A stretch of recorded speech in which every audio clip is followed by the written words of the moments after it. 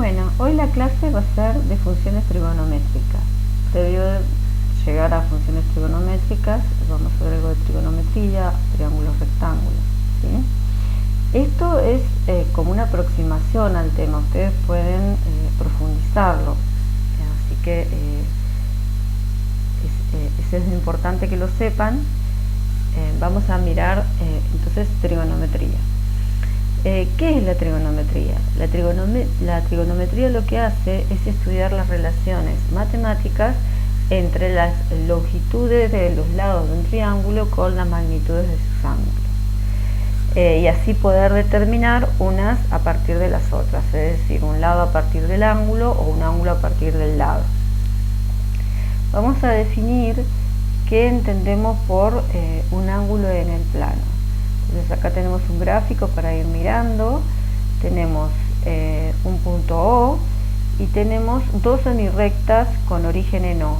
Entonces un ángulo es el trozo determinado de plano entre estas dos semirrectas. Nos interesa un ángulo orientado en general. ¿Qué se entiende por un ángulo orientado? Entonces es un ángulo que se genera a través de la rotación de la semirrecta OP hacia la semirrecta OQ, en sentido antihorario. Entonces tengo a OP, la denominamos semirrecta del lado inicial, y finalmente la OQ es la semirrecta del lado terminal. ¿Qué vamos a entender por un sentido positivo para un ángulo? Si se gira en sentido antihorario, se entiende que el ángulo es positivo, y si se gira en sentido horario, el ángulo es negativo. Por otro lado, nos interesa saber qué entendemos por un ángulo centrado. Fíjense que acá también tenemos el gráfico, acá incorporamos los ejes X e Y. Entonces un ángulo centrado es aquel cuyo vértice coincide con el centro 0, 0, con el origen de coordenadas, y el lado OP coincide con el eje de las X.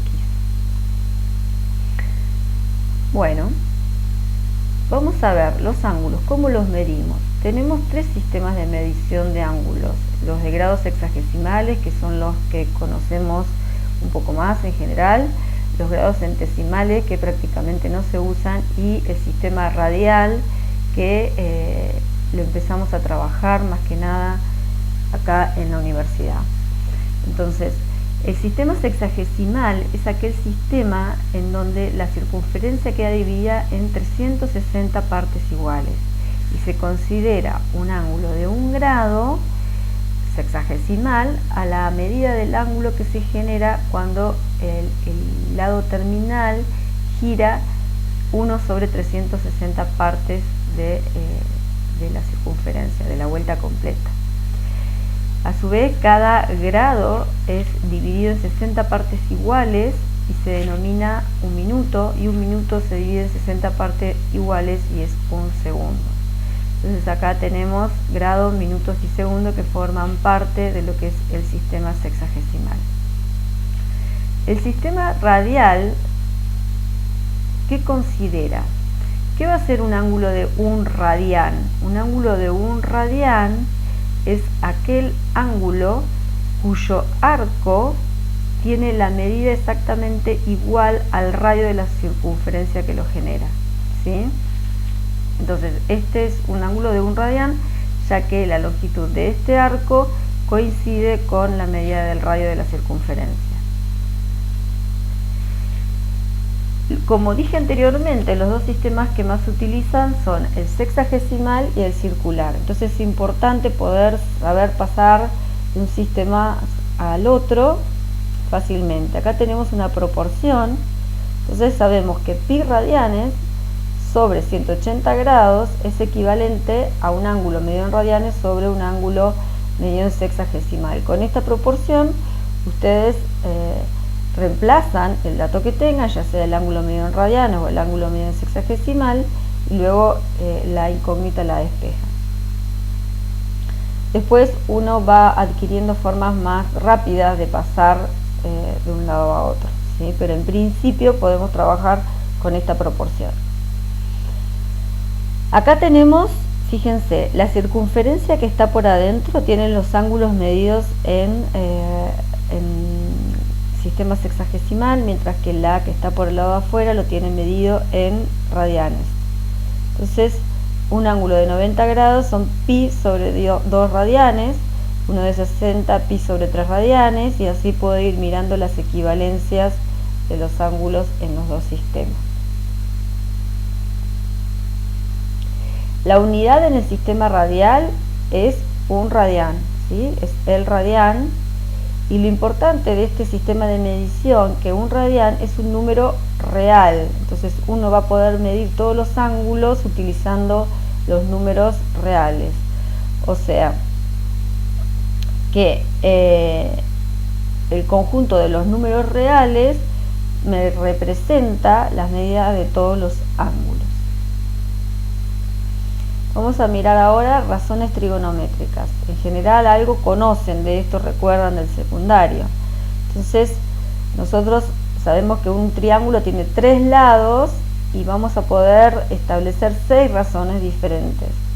Entonces, el triángulo que vamos a utilizar es un triángulo rectángulo. Para el que no recuerda, un triángulo rectángulo es aquel que tiene un ángulo recto, ¿sí? Acá fíjense. Tengo el triángulo ABC, el rectángulo en A, y el C y el D son ángulos agudos. Esto también lo podría deducir sabiendo que la suma de los 3 ángulos interiores de un triángulo me tiene que dar 180. Si ya tengo uno de 90, los otros dos sí o sí tienen que ser agudos. La hipotenusa es el lado BC, que lo denominamos con la letra minúscula A, y luego tengo dos catetos. Yo en principio no podría hablar de cateto opuesto o cateto adyacente sin hacer referencia a algún ángulo en particular. Por ejemplo, si yo hablo del ángulo B, el cateto opuesto es el B minúscula y el cateto adyacente es C. Mientras que si hablo del ángulo C, el cateto opuesto es el C y el cateto adyacente es el B. ¿Sí? Bien. Entonces las razones trigonométricas van a ser el seno, es la razón entre el cateto opuesto y el cateto opuesto al ángulo y la hipotenusa. El coseno es la razón entre el cateto adyacente al ángulo y la hipotenusa. La tangente es la razón entre el cateto opuesto al ángulo y el cateto adyacente. Y estas tres, o sea, las que más utilizamos o vemos es seno, coseno y tangente, más aún seno y coseno, pero estas no son menos importantes. La cotangente es la razón entre el cateto adyacente al ángulo y el cateto opuesto. La secante es la razón entre la hipotenusa y el cateto adyacente al ángulo. Y la cosecante, razón entre la hipotenusa y el cateto opuesto al ángulo. ¿Sí?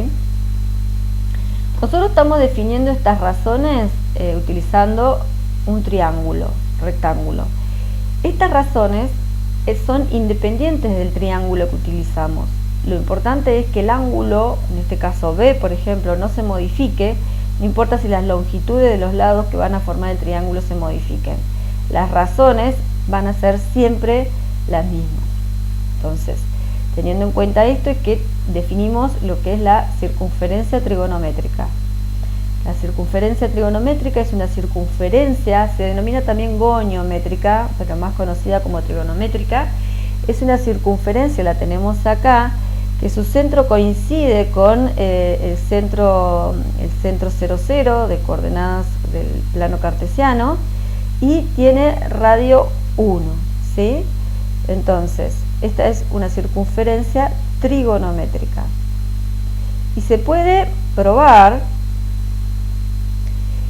que se puede mirar el seno y la tangente y el coseno, y en este caso la cotangente también, con lo que se denomina líneas trigonométricas. Y esto tiene que ver con lo que dijimos recién, que manteniendo fijo el ángulo, no importa el triángulo que utilicemos, las razones van a ser siempre las mismas. Entonces, yo tengo acá tres triángulos semejantes, o sea, el OPQ es semejante al ORS y semejante al OTD. Eso lo podemos ver porque tienen acá, fíjense, en principio podríamos decir que tiene dos ángulos en común, el recto y el alfa, cada uno de ellos, pero si tiene estos dos, el tercer ángulo también lo tienen en común. Entonces son tres triángulos semejantes. Aquel que no recuerde o no haya visto nada de triángulos semejantes, les aconsejo que lo revisen, ¿sí? Entonces, utilizando los conceptos de triángulos semejantes, se puede probar que el seno es la medida de este segmento, la tangente es la medida de este segmento y el coseno del ángulo es la medida de este segmento, análogamente la cotangente, ¿no? Entonces, teniendo en cuenta lo de triángulos semejantes y que tengo una circunferencia de radio 1. Entonces, esta es la forma de ver gráficamente cuánto vale el seno, tangente, coseno, la cotangente de un ángulo alfa. Ahora sí vamos a ver lo que son las funciones trigonométricas. Bueno, como dijimos, esto no depende del triángulo que uno tenga, sino depende del ángulo al cual estoy sacándole las funciones trigonométricas. Entonces, si yo estoy trabajando con la circunferencia trigonométrica, o sea, que tengo radio 1 y tengo un determinado ángulo alfa, el rayo del ángulo corta en P. Ese punto P tiene coordenadas X e Y. Entonces, si yo trabajo con este rectangulito que tengo acá, el triangulito que tengo acá, podemos ver que yo tengo cateto opuesto vale Y sobre la hipotenusa, pero la hipotenusa vale 1. Quiere decir que el seno de este ángulo vale lo que vale la coordenada Y de este parordenado. Análogamente, el coseno es cateto adyacente sobre hipotenusa, pero la hipotenusa vale 1, entonces tengo X sobre 1, que es igual a X, quiere decir que coincide con la coordenada X del punto XY. Entonces, trabajar sobre la circunferencia trigonométrica nos aporta más información que si trabajo con cualquier otro triángulo, ¿no? Este es como más fácil de ver lo que vale el seno y el coseno. Entre qué valores se mueve el seno y el coseno, porque acá también podemos ver que la coordenada Y del máximo valor que va a tomar es 1, entonces lo que es el seno del ángulo no podría pasar del valor 1, o el valor de Y, que lo mínimo en esta circunferencia es menos 1, entonces el valor del seno de un ángulo no podría pasar de menos 1, análogamente con el coseno, que también se va a manejar entre menos 1 y 1, ya que la coordenada X no va a pasarse de esos dos valores, va a estar entre menos 1 y 1, ¿sí? Acá está lo que contamos, el seno del ángulo es Y sobre 1, que es Y, y el coseno del ángulo es X sobre 1, que es X, y la tangente es cateto opuesto, que es el Y sobre cateto adyacente. Entonces, podemos hablar de función, porque a cada ángulo le corresponde un único valor de seno. Entonces va a depender solo del ángulo el valor, en este caso, que lo podemos ver sobre el par ordenado de XY, el valor del seno va a ser Y, y solo depende del ángulo. Entonces, para cada ángulo le corresponde un único valor de Y, es decir, un único valor de seno. Esto me está definiendo una función, ¿sí? Una función cuyo dominio son los números reales, porque son ángulos medidos en radianes, si lo pensamos, y la imagen, ahora ya vimos algo que va a variar entre menos 1 y 1. Así podemos definir el coseno, la tangente y las otras tres, cosecante, secante y cotangente. Son las funciones que quedan definidas, o sea, para cada ángulo tengo un único valor de ese valor de la función. Nosotros estuvimos viendo, volvemos a este grafiquito, el puntito este que lo consideramos en el primer cuadrante, o sea, era un ángulo en el primer cuadrante. Entonces, tanto la X como la Y eran positivas. Y el ángulo, entonces, este tenía tanto el seno como el coseno positivos. Pero, ¿qué pasa cuando tenemos un ángulo cuyo rayo corta en un punto que está en el segundo cuadrante? ¿O qué pasa cuando ese rayo corta un punto que está en el tercer cuadrante y en el cuarto cuadrante? Entonces, vamos a ver primero el signo que va a tener ese seno coseno, ¿sí? En este caso hay más funciones trigonométricas. Si miramos primero el seno y el coseno, si estoy en el primer cuadrante, ya sabemos que tanto la X como la Y son positivas, así que el seno y el coseno son positivos. Pero en el segundo cuadrante la x es negativa y el y es positivo, entonces el seno es positivo, la y negativa. En el cuarto cuadrante tanto la x como la y son negativas, entonces tanto el seno, en el tercero, tanto el seno como el coseno son negativos. Y en el cuarto cuadrante la y es negativa y la x es positiva, entonces el coseno es positivo y el seno es negativo. Después podemos deducir los signos de las otras funciones trigonométricas, ya que, fíjense, la tangente es seno sobre coseno o y sobre x, que es lo mismo. Entonces más por más, más por menos, menos por menos, más por más, menos, y tengo los signos de la tangente. La cosecante es 1 sobre seno, o sea que van a tener, esto tiene el mismo signo que la función seno. La secante es 1 sobre coseno, entonces tengo los mismos signos que la función coseno, y la cotangente es 1 sobre tangente, que tengo los mismos signos. Vamos a mirar un poco si podemos deducir algunos valores de senos y cosenos de algunos ángulos a través del gráfico, ¿no? Por ejemplo, si yo tengo un ángulo de 0 grado, el rayo corta acá en el punto 1, 0. Entonces la x vale 1, la y vale 0. Quiere decir que el coseno vale 1 y el seno de 0 vale 0. Entonces, a través del gráfico y lo que sabemos de la función trigonométrica, podemos calcular el seno y coseno del ángulo 0. En pi sobre 2, el rayo corta en el punto 0, 1. Entonces la x vale 0 y el y vale 1. Entonces el x, que es igual a 0, el coseno de pi sobre 2 va a valer 0, y el y va a valer, que vale 1, es el seno de pi sobre 2, quiere decir que vale 1. Miremos ahora, también podemos deducir el de pi. ¿Qué pasa con el de pi? Tengo el punto menos 1, 0 en un ángulo de pi, que son 180 grados. Entonces la x vale menos 1 y la y vale 0. Quiere decir que el coseno de pi es menos 1 y el seno de pi vale 0. Por último, porque el de 3 medios de pi se lo dejo a ustedes, ¿qué va a pasar? Acá en 2pi. En 2pi coincide nuevamente con el punto 1, 0. Quiere decir que el coseno de 2pi es igual al coseno de 0, que es 1, y el seno de 2pi igual al seno de 0, que es 0. Fíjense que acá, dada una vuelta completa, se empiezan a repetir los valores de las funciones. Esto se llama que la función seno y coseno son funciones periódicas. Se repite un patrón, en este caso cada 360 grados, cada 2pi. Yo acá les hice una tablita de ángulos notables. Hice solo de 3, de seno, coseno y tangente, que son las más usadas. Algunos ya, seno de 0 lo miramos, el coseno de 0 lo miramos, el de pi sobre 2 también lo miramos, ¿sí? Bueno, entonces, y los otros se los doy, por ahora no los vamos a deducir, los vamos a usar, ¿sí?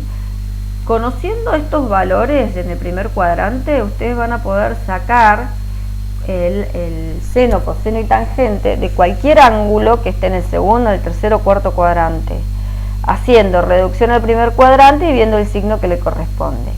El que nunca vio reducción al primer cuadrante o no lo recuerda, trate de ir a los libros, a internet, a donde sea, y repasar un poquito todo eso. Como ya vimos, la variación de las funciones trigonométricas están entre menos 1 y 1, ¿sí? Tanto el seno como el coseno están entre menos 1 y 1. Quiere decir que la imagen de las funciones trigonométricas van a estar entre menos 1 y 1. Vamos a ver el gráfico de la función seno, coseno y tangente. Fíjense, vamos a trabajar el eje horizontal o el eje comúnmente conocido como X con la medición de ángulos en radianes, y luego tenemos entre menos 1 y 1, que son los valores que van a variar el seno y el coseno. Esta es la gráfica del seno de t, la variable se llama t en este caso, y bueno, y ahí vamos marcando sacando, hasta pi sobre 2 podemos sacar de la tablita. Después tienen que hacer reducción al primer cuadrante y ver los signos para poder sacar todos estos valores, ¿sí? Tengo el seno de 0, 0, el seno de pi sobre 3 es, pi sobre 6, perdón, es 1/2, y así voy graficando y luego uno los puntos. Acá se termina, fíjense, un ciclo, ¿no? Este ciclo tiene, se lo llama el período, o sea, el ángulo que, en el cual termina todo un ciclo, se lo denomina el período de la función trigonométrica, ¿sí? Fíjense que después se produce una simetría axial, perdón, no axial, central, o sea, una simetría respecto del origen. Esta función es una función impar, como vamos a ver todas las características ahora más adelante. Tengo el máximo que toma es el valor 1 y el mínimo que toma es el valor menos 1. Y se va a dar en infinitos puntos, ¿sí? Acá, por ejemplo, se dio en pi sobre 2, luego se da en 3/2 de pi el mínimo, pero acá el máximo se vuelve a dar en menos 5/2 de pi, o sea, esto se va a repetir, o sea, en infinitos puntos se va a dar el máximo y en infinitos puntos se da el mínimo. Entonces, tengo, ¿qué características tiene la función seno? El dominio es el conjunto de todos los números reales, el conjunto imagen es los números reales que están entre menos 1 y 1 inclusive. La función seno es impar, es decir, que gráficamente está simétrica respecto del origen, que era lo que habíamos dicho. Después dice que es periódica, dice con periodo 2pi. ¿Qué es el periodo? Representa la medida del ángulo en el cual la gráfica completa un ciclo, como habíamos dicho. Las intersecciones con el eje de las abscisas se da también infinitas veces en el ángulo menos 2pi, menos pi, 0, pi, 2pi, 3pi, bueno, kpi, ¿no? El valor máximo es 1, el valor mínimo es menos 1. Acá tenemos la gráfica del coseno, el coseno de t. Fíjense que acá en 0 toma el valor máximo 1, después empieza a bajar, donde en pi sobre 2 vale 0, se va al valor mínimo que es menos 1 y luego empieza a subir. Y acá fíjense cómo completó la onda, este es el ciclo que completó, entonces también tiene periodo 2pi y luego uno repite esa onda. Acá podemos ver que esto es simétrico respecto del eje y, o sea que va a ser una función par. El dominio son los reales, la imagen entre menos 1 y 1 también, entonces es par, tiene periodo 2pi. Las intersecciones con el eje de las abscisas, bueno, acá da un par, pero son infinitas, en menos 3/2 de pi, menos pi sobre 2, 3/2 de pi. El valor máximo es 1, el valor mínimo es menos 1.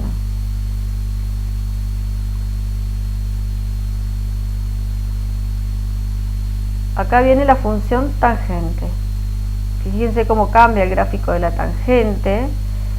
Acá la tangente de 90 grados no está definida, porque si es seno sobre coseno, el coseno de 90 grados es 0, no puedo dividir por 0, o sea que acá el dominio no serían todos los reales. En pi sobre 2, 3/2 de pi, los múltiplos correspondientes, la función no está definida. Y la función se va, a medida que yo me acerco a pi sobre 2, se va hacia infinito, o en menos pi sobre 2 que me voy hacia menos infinito, y se repite así cíclicamente. No tiene máximo ni mínimo, obviamente, porque se va a más infinito o a menos infinito. Las características, entonces, el dominio es el conjunto de todos los números reales, excepto en menos 3/2 de pi, menos pi sobre 2, 3/2 de pi, ¿sí? Entonces en esos valores no está definida, que es donde el coseno da 0. Después, la imagen son todos los reales, diferente del seno del coseno que estaba entre menos 1 y 1. La función tangente es periódica también, se va repitiendo siempre lo mismo, el mismo ciclo, pero de periodo pi, no 2pi. Y las intersecciones con el eje de las abscisas, acá por ejemplo podemos ver, fíjense que se da en este valor, se vuelve a dar acá, bueno, entonces se dan estos valores menos 2pi, menos pi, 0, pi, etc. y la función no tiene máximo ni mínimo. Bueno, nosotros estuvimos estudiando la función coseno y seno, en principio y tangente también, básica, o sea, seno de x, coseno de x, sin ninguna traslación, nada, pero como toda función se puede trasladar, se puede contraer, y se puede trasladar tanto en x como en y. Bueno, la forma genérica de una función trigonométrica, en este caso el seno, pero análogamente al coseno, la definimos de esta forma, ¿no? Entonces acá tengo un desplazamiento vertical, esto va a tener que ver con el periodo, que ahora lo vamos a ver, esto es la amplitud, entonces vamos a ver ahora cómo se define cada una de estas características. La amplitud de A es la mitad de la distancia entre los valores máximo y mínimo de la función, ¿sí? Entonces, volviendo para atrás, vamos a ver un poquito las funciones. Vamos a mirar esta.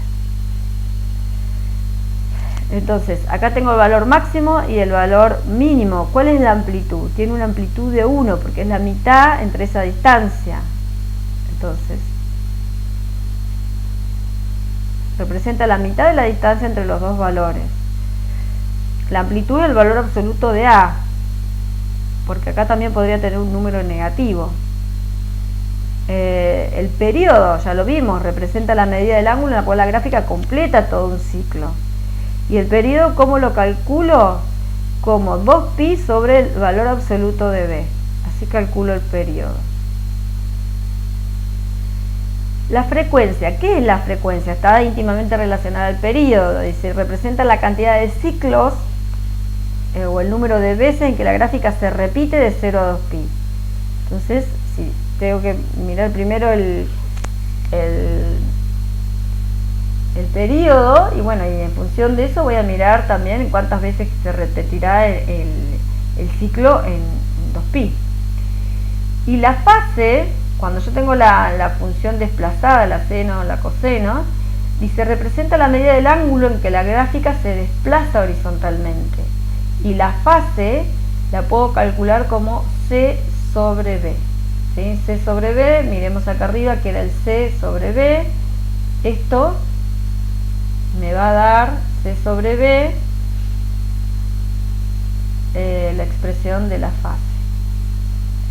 Bueno, después vamos a seguir, la clase que sigue es la de funciones definidas por partes. Espero que se haya entendido esto, pero van a tener que aportar más datos, más información, más estudio desde otros lugares también. Esto era una aproximación, era una ayuda para que puedan aproximarse a las funciones trigonométricas, o acercarse, mejor dicho. Bueno, nos vemos.